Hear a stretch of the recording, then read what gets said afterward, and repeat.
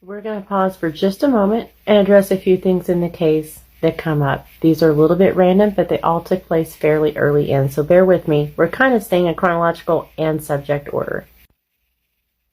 Shortly after the story broke, Chief Williams had this gem to say. The SPD takes full responsibility for what we now know are mistakes in our handling of past sexual assault cases, Williams said.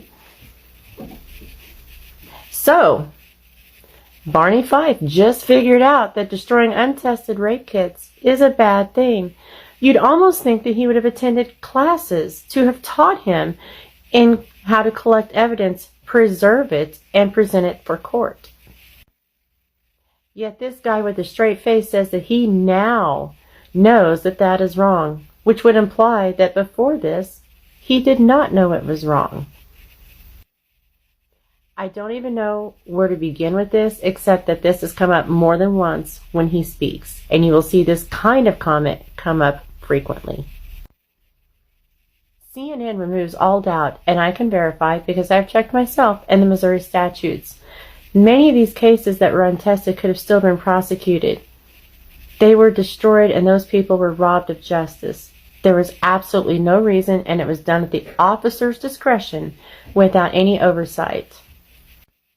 So, surprise, surprise, the guy who just now knows that destroying untested evidence is wrong also did not have any checks and balances in place or anything to review the work of these kits being destroyed.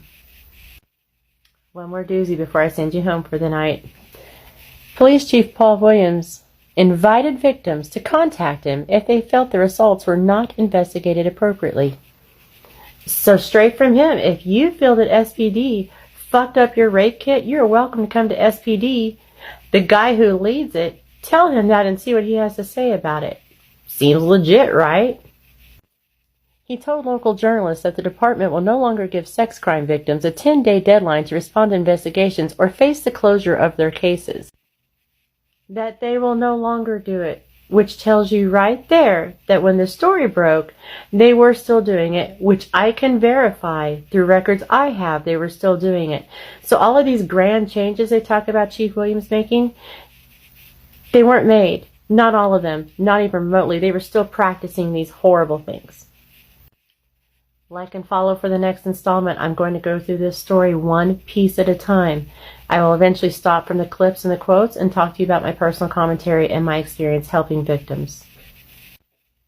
If I get to 1,000 followers, I will broadcast it live when I work the story.